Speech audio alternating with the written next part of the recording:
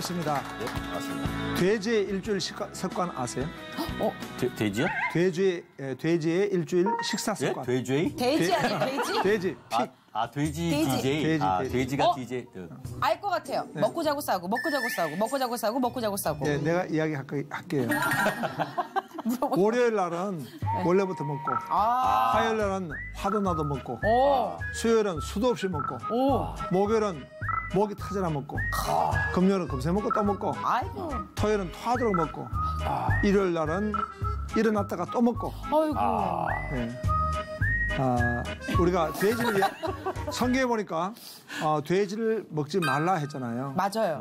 영적인 의미가 뭐겠습니까? 돼지는 우리 몸을 더럽히는 것 같아요. 네, 비슷하게 맞췄습니다. 네, 이제 세속화. 하나님의 백성은 거룩한 백성인데 이 세속화에 대한 경계, 그것이 하나님의 굉장히 중요한 메시지입니다. 오늘 현대 교회가 경계해야 될 중요한 부분이 뭐냐 보니까 교회의 세속화입니다. 세속 사회의 경향성들을 보니까요, 점점 무종교화한다 이거예요. 그러니까 하나님이 우리 마음속에 하나님 아는 지식을 두셨는데 하나님 아는 지식으로 하나님을 보는 것이 아니고 전부 다 하나님을 잃어버린 세대, 세속화 사회입니다. 2015년도 통계청 조사에 의하면은 무종교인이 56.1%. 이것은요, 2005년도에는 47.1%였다는 거예요. 그러니까 사람들 마음속에 이 영적인 부분이 점점 떠나버리는 거예요. 이것을 우리가 세속화 사회라 이렇게 말합니다.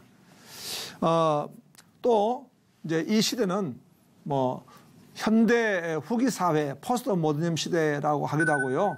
후기 세속화 사회라 이렇게 말하는데, 후기 세속화 사회는 사람들이 뭔가 그 종교적인 성향을 가지고 있지만은 그러나 영적이진 않다는 거예요.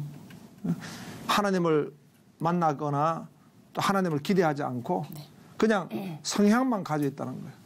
이런 것을 우리가 이 세속화 사회, 후기 세속화 사회라 이렇게 말할 수 있겠습니다. 이런 어떤 그 현상 가운데 어떤 부분이 일어나냐 하니까 오늘날 가난한 성도가 많아졌다. 가난한 성도가 뭔지 아세요? 가난한 성도요? 예, 젖과 꿀이 흐르는 곳에 사는 성도? 아니요. 그럼요. 반대. 예. 가난한 성도. 예. 가난하고 나태하고. 가난한 성도는요, 안 나가 성도. 거꾸로 합니다. 교회를 안 나가. 교회를 안 나가. 이 사람들이요, 자기들 그 종교란에 기독교라 씁니다. 그러나 교회를 안 나갑니다. 아마 오늘 이제 이 시청하시고 있는 분 가운데서도 가난한 성도가 계실 거예요. 얼마나 많은가 하니까 지금 100만 명이 넘는다는 거예요. 한국에 그렇지 않아 10% 이상이 가난한 성도라는 거예요. 그럼 목사님 왜 그렇게 안 나가는 거죠? 그 이제 조사를 한 경우가 많이 있는데요. 거기에 보니까 어떤 이제 교회 안에서의 어떤 실망이라 하든가 또는 어떤 이제 세속 사회에 살다 보니까 자기도 모르게 교회를 안 나게 된 거예요. 그래서 이런 부분에 있어 가지고 오늘 교회 크리스찬들이 참 경계해야 될 부분이 세속화가 아닌가. 성대 씨는 어떻습니까? 네. 오늘 이 세속 사회, 세속화. 네. 뭐 그런 게 어떤 생각이 납니까? 글쎄요, 사람들이 점점 어떤 확신이라든지 믿음에 대한 부분이 점점 결여되고, 그 하나님의 약속이 있지 않습니까? 이제 특히나 이제 11조에 대한 약속이 있잖아요. 그 점점 자꾸 이제 시험에 들고 그러다 보니까 온전한 11조를 못하게 되고, 그러므로 해서 점점 교회랑 멀어지게 되는, 예, 그런 현상이 일어나는 걸 많이 봤어요. 좋은 말씀입니다. 소연 씨는 어떻습니까? 세속 사회. 자기 우상화가 되는 사회인 것 같아요. 그러다 보니까 어느 순간 주님이 1번이 돼야 되는데 나 위주 그리고 세상적인 거에 빠지다 보니까 주님은 알기는 알지만 그렇게 살게 되면 힘들잖아요. 어떻게 보면 십자가의 길을 가는 가시밭길이잖아요. 그게 싫으니까 오히려 주님을 잊고 세속적으로 사는 것 같은데 그 길이 더 제가 봤을 때는 더 황폐하고 힘든 길인 것 같아요. 그러면 이 세속 사회에 살면서 어떤 우리가 자세가 되고 어떤 믿음을 가졌을 때 승리할 수 있을까요? 말씀을 굳건하게 믿고 주님을 따라가는 순종적인 삶을 살면 정말 하나님이 원하는 거는 말씀 안에서 편안하게 정말 주님을 순종하라고 하는 건데 세속화되면은 그거 자체가 참 어려운 것 같아요. 예, 그 세속화 사회에서 우리가 확인해야 될 중요한 것은 바로 하나님의 부르심, 소명. 그래서 이 소명 의식을 가지고 산다는 것이 너무나 중요하다 볼 수 있겠습니다. 그래서 오늘 우리가 비어스 파커 소명자.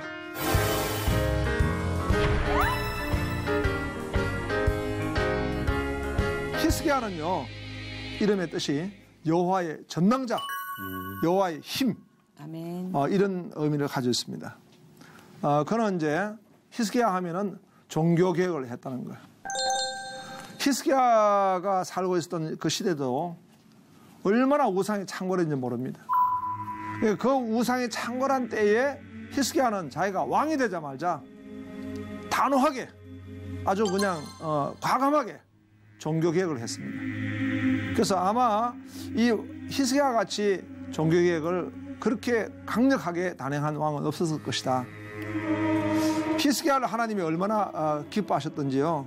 열왕기하 18장 5절에 보니까 히스기야가 이스라엘 하나님 여호와를 의지하였는데 그의 전후 유다 여러 왕 중에 그러한 자가 없었으니 어뜸이란가.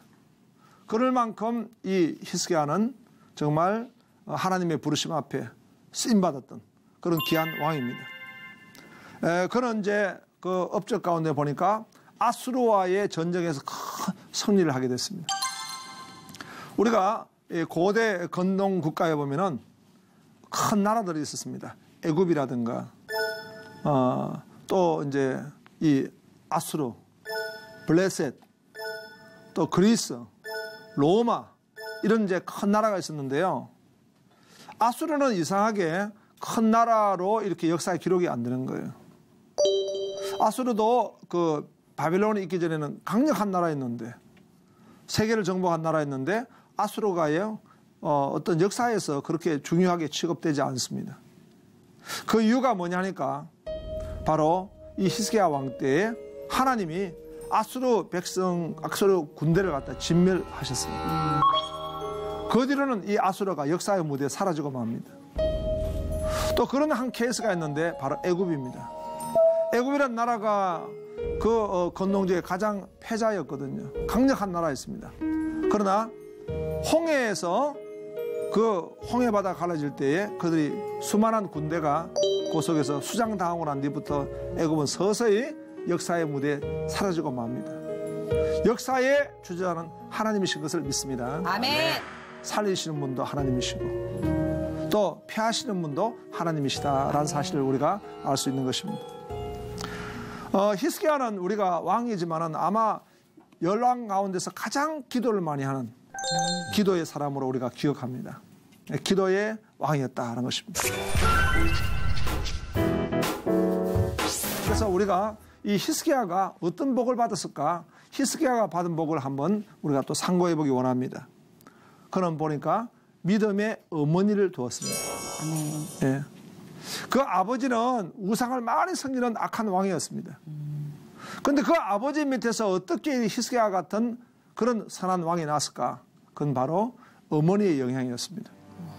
열왕기하 18장 2절에 보니까 그가 왕이 될 때 나이가 25세라 예루살렘에서 29년간 다스리니라. 그의 어머니 이름은 아비요 스가리아의 딸이더라. 그의 아버지는 누구라고 말하지 않고요. 그 어머니를 성경에 기록한 거예요. 그만큼 어머니가 어릴 때부터 이 히스기야에게 하나님을 경외하는 믿음의 도를 가르쳤습니다. 그러니까 그가 이제 왕이 됐을 때는 당장 종교개혁부터 한 거예요. 그러니까 우리가 이 다음 세대, 가정에서의 다음 세대 교육, 교회에서의 교육 얼마나 중요한지 모릅니다. 어릴 때부터 계속 하나님의 말씀을 배워야 돼요. 하나님을 어릴 때 배워야지 나중에 커가지고 그런 우리가 하나님의 사람으로 서가기 쉽지 않는 거예요. 그러니까 주일학교 교육이 너무 중요하고요. 그런데 오늘날 보세요. 주일학 교육이 주일날 잠깐 1시간 예배 성경부 하기도 바빠요. 믿음이 세워지지 않습니다. 그래서 이런 부분들은 뭐가 중요하냐? 가정교육. 가정에서 우리 아이들 신앙교육을 시켜야 하는데 아이들이 요즘 어떻습니까? 그냥 막 학원 가기가 바빠요. 학원을 몇 가지나 그냥 가지고 가기 때문에 저는 이제 이런 부분에서 교회가 좀 이 방과후 학교라든가 교회가 기독 대안학교를 많이 세워가지고요. 하나님의 말씀을 가르쳐야 돼요. 이 이스라엘 보세요. 이스라엘이 전 세계를 끌어나가는 그런 엘리트 국가가 된 것은요. 거기는 어릴 때부터 종교교육과 세상 지식교육을 딱 균형을 가지고 가르치는 거예요. 하나님의 말씀을 가르치는 거예요. 예. 히스기야가 받은 복을 보니까 두 번째로는 이사야 선지자를 만났습니다. 하나님의 종을 잘 만난 것입니다. 열왕기하 19장 1절 2절에 보니까 히스기야 왕이 듣고 그 옷을 찢고 굵은 배를 두르고 여호와의 전에 들어가서 왕궁의 책임자였던 엘리야김과 서기관 셈나 제사장 중 장로들에게 굵은 배를 둘러서 아모스의 아들 선지자 이사야에게로 보냈다는 거예요. 어려울 때도 이사야 선지자, 또 하나님의 말씀을 배울 때도 이사야 선지자, 또 기적신앙의 복입니다. 기적신앙. 열왕기하 19장 35절에 보니까 이 밤에 여호와의 사자가 나와서 아수르 진영의 군사 18만 5천 명 친지라 아침에 일찍 일어나 보니 다 송장이 되었다는 거예요. 하나님이 천군 천사를 동원해가지고 이 아수르를 그러니까 다 진멸하도록 하신 거예요. 그래서 참 하나님이 우리 민족을 지켜주기를 원합니다. 아멘. 나라를 하나님 지켜주시면 하나님이 이기게 해주시는 거예요. 아멘. 그 다음에 이 히스기야에게는 하나님이 믿음의 복을 주셨습니다. 열왕기하 20장 1절 2절에 보니까 그때 히스기야가 병들어 죽게 되매 아모스의 아들 선지자 이사야가 그에게 나와서 그에게 이르되 여호와의 말씀이 너는 집을 정리하라 내가 죽고 살지 못하라 하셨나이다. 무엇입니까? 아니 하나님의 말씀 가운데 너는 죽고 살지 못하겠다. 그러면 집을 정리하라 했으면요. 그 하나님 말씀인 거예요. 사람의 말만 들어도요. 병원의 의사 이야기만 들어도 당신 암입니다 하면 그냥 우리가 막 얼마나 다운되겠습니까? 그런데 하나님의 말씀 가운데 너 죽으니까 집을 정리하라 했어요. 아이고. 그런데도 히스기야는 나철벽으로 향하고 하나님께 기도하여서 수명을 연장시켜달라고 하나님 요청한 거예요. 기도한 거예요. 응답을 받았습니다. 이걸 볼 때에 얼마나 그 히스기야가 참 믿음의 사람인가 알 수가 있는 것입니다. 오늘 우리가 이 세속 사회에 히스기야를 보면서 히스기야는 소명자로 딱 부르심을 받고 살았는 거예요. 유명한 우리 크리스찬의 그 책이 있는데요. 오스 기니스라는 분이 쓴 소명이라는 책이 있습니다. 그 소명에 굉장히 인상적인 내용이 있습니다. 그게 뭐냐니까 바로 파스칼에 관해서 소개하고 있는데요. 파스칼은 천재 수학자입니다. 그런 발명가입니다. 오늘 날 이 컴퓨터 이론의 기초를 만든 사람이 파스칼이에요. 그리고 물리학, 철학, 사상가, 문학가, 프랑스 언어로 가장 아름다운 글을 썼다는 사람이 팡세입니다. 팡세의 이 파스칼입니다. 근데 이 파스칼이요, 너무 놀라운 것은 1654년 11월 23일 날 불을 받았어요. 우리가 스파크잖아, 스파크죠. 성령의 불을 받은 것입니다. 그가 그때 이제 교통사고가 났습니다. 마차, 그때는 마차니까. 마차 교통사고가 나서 굉장히 어려움을 겪었는데 그때 그가 성령의 불을 받은 거예요. 하나님을 만난 것입니다. 그리고 이제 그가 젊은 31세 때 그런 사건이 있었는데요. 39세에 죽었습니다. 아이고. 이제 일찍 죽었지만 너무나 위대한 삶을 살았죠. 근데 그분이 죽고 나는데 유품을 정리하는데 그 옷 안에 그 옷깃으로 뭔가를 기워뒀다는 거예요. 그래서 그걸 살펴보니까 거기에 이 팡세가 직접 글을 써뒀대요. 그 글에 뭐라 썼냐 하니까 아브라함의 하나님, 이삭의 하나님, 야곱의 하나님, 철학자와 학자의 하나님이 아니십니다. 확신, 또 확신, 마음속 깊이 우러나오는 기쁨과 평안, 예수 그리스도의 하나님, 예수 그리스도의 하나님이십니다. 근데 그분이 바로 나의 하나님, 아멘. 당신의 하나님. 당신의 하나님이 나의 하나님 되십니다. 아멘. 이 세상과 세상 속 그 모든 것이 잊혀질 것입니다. 그분은 복음서에서 말씀하시고 길로만 만날 수 있는 분, 인간 영혼의 위대함, 오 의로우신 아버지. 이 세상 당신을 알지 못했어도 나는 당신을 알았습니다. 기쁨, 기쁨, 기쁨, 눈물의 기쁨. 이게 이분 옥기단에 써져 있습니다. 그러니까 그 위대한 철학자, 천재적인 수학자에게 있어가지고 가장 중요한 거는 하나님을 만나고 하나님의 불을 받았어요. 오스 기니스라는 분은 바로 이것이 바로 소명이라는 거예요. 하나님을 만나는 순간에 그 사람은 소명이 임하는 거예요. 하나님의 부르심. 하나님보다 더 놀라운 위대하신 존재는 없잖아요. 그 하나님을 만나는 순간에 그 인생은 달라지는 거예요. 소명자의 삶을 사는 거예요. 히스기야도 우리가 보니까 그런 소명의 삶을 살았다라고 할 수가 있겠습니다. 자, 히스기야를 통해서 우리가 소명자의 그런 이제 믿음을 우리가 발견하게 되는데, 히스기야와 스파크 또 우리가 살펴보기 원합니다.